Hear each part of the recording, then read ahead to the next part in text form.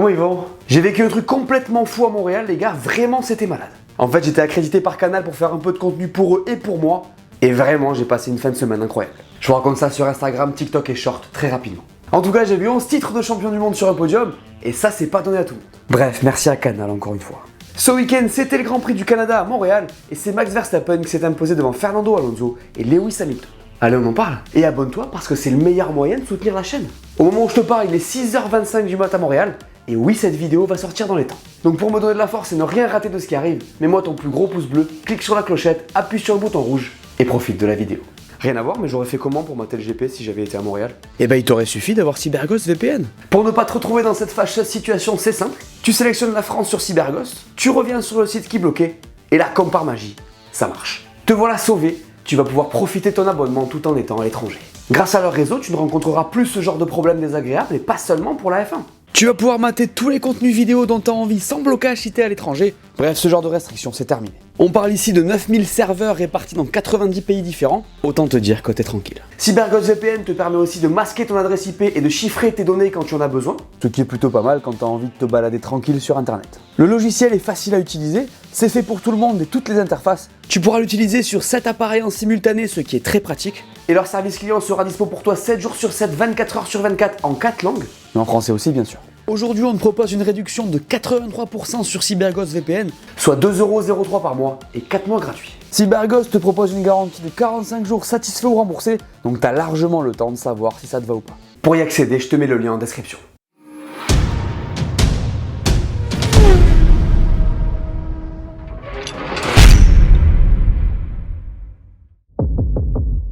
Ma note pour ce Grand Prix du Canada, c'est 3 sur 5. On a eu un week-end où il s'est passé des choses avec encore une fois une qualif magnifique, une course un peu lente par moment mais qui a eu ses accès de dynamisme. D'ailleurs ce Grand Prix c'était un copier-coller de l'an dernier au niveau de la météo, c'est assez fou. Un samedi très pluvieux avec des conditions changeantes et un Grand Prix sur le sec avec Fernando qui part en première ligne. Je vous jure il faisait 10 degrés, c'était un déjà vu le truc. Bon l'an dernier j'avais pas accès au paddock, ce qui fait quand même la différence. Et oui parce que là si je voulais je pouvais m'abriter. Bref un Grand Prix qui a quand même tenu ses promesses. Avant d'aller plus loin, jetons un œil au classement. Max Verstappen vainqueur devant Fernando Alonso et Lewis Hamilton. Charles Leclerc P4 devant Carlos Sainz. Sergio Perez fait un bien triste P6 au contraire d'Albon qui brille avec cette 7ème place. Esteban Ocon P9 devant son pote Stroll. Et c'est Valtteri Bottas qui ferme ce top 10. C'est une inexorable marche en avant. Une charge terrible de la part d'un pilote qui n'a pas le temps et que personne ne peut stopper. Alors pour ceux qui ne sont pas ses fans, j'imagine que vous en avez marre de ce chapitre qui pourrait être renommé Max Verstappen cette saison. Je comprends. Mais qu'est-ce que j'y peux? Elle est réservée aux vainqueurs et cette année, il n'y en a presque qu'un. Max Verstappen, la fusée néerlandaise est seul au monde. Plus que jamais. Ce qui est fou avec ce pilote, c'est que même dans les moments compliqués, il a de la marge. Même quand il semble en délicatesse. Même quand son train de pneus ne lui convient pas, il est devant. Les conditions sont un peu plus complexes. Ses adversaires sont un peu plus proches. Aucun problème. Max gère. Max maîtrise. Plus ou pas le samedi, rien ne change, il est en pole. Quoi qu'il se passe le dimanche, c'est la même chose. Il s'impose. Attends, le mec monte sur une bordure, manque de se mettre dans le mur. Et ça le fait rire. On est sur quel niveau de détente? Je trouve ça assez fou perso. Les gars, cette saison, au lieu d'écrire First sur la casquette, ils peuvent écrire son nom. En tout cas, il m'impressionne par sa constance à ce niveau. Il signe son 41e succès, ce qui fait de lui l'égal de Senna en termes de victoire, et quoi qu'on dise, c'est un milestone important. Top 5 des meilleurs scoreurs de l'histoire, circuler, y a rien à voir. C'est aussi la 100e de Red Bull qui fait maintenant partie du club très fermé des centenaires. J'avoue, les stats font mal. C'était retour vers le futur à Montréal.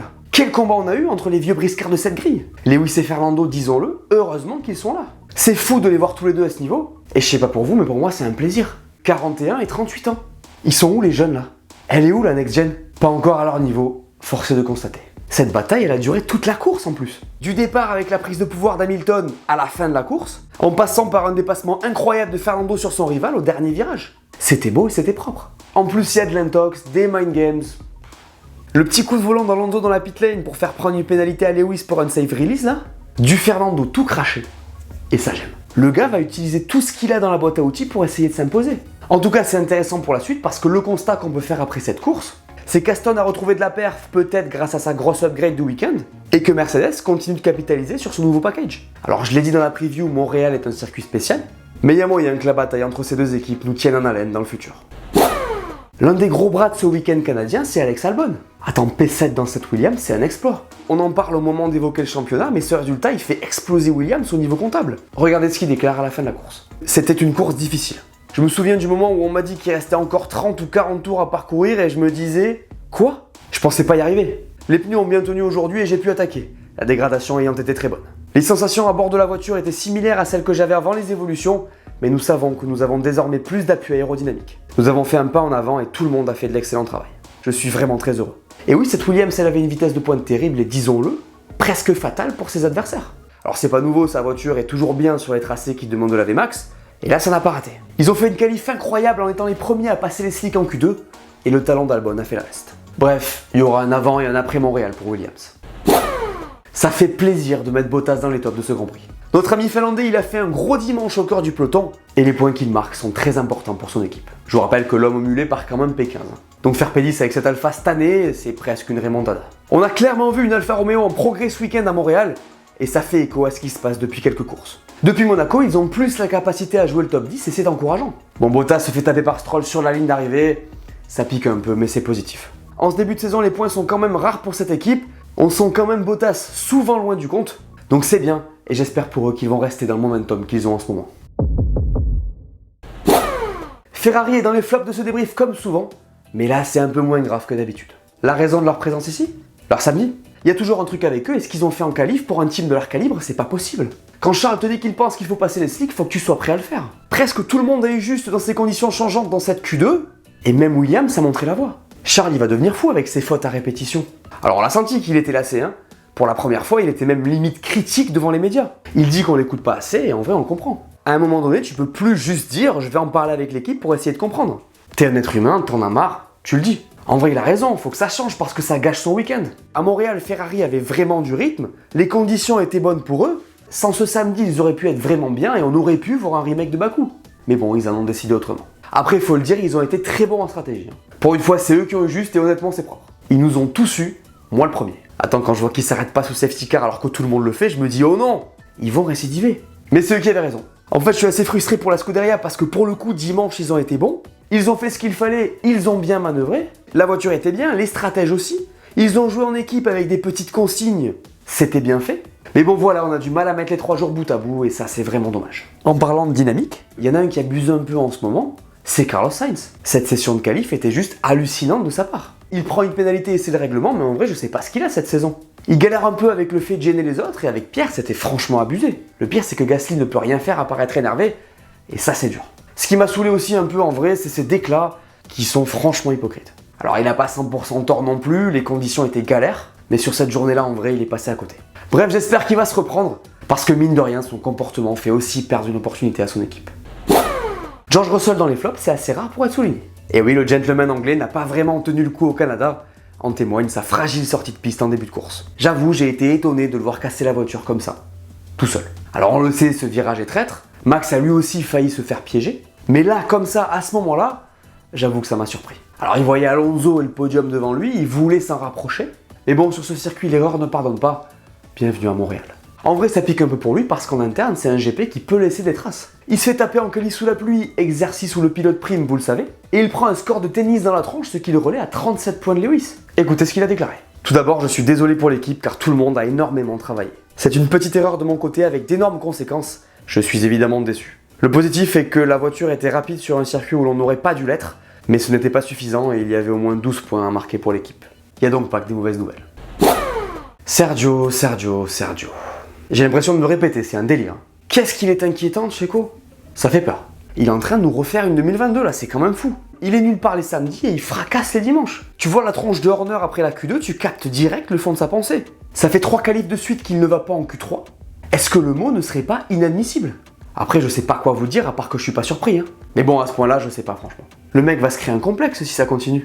C'est terrible, mais Checo, il est en train de se faire rattraper par Fernando au championnat.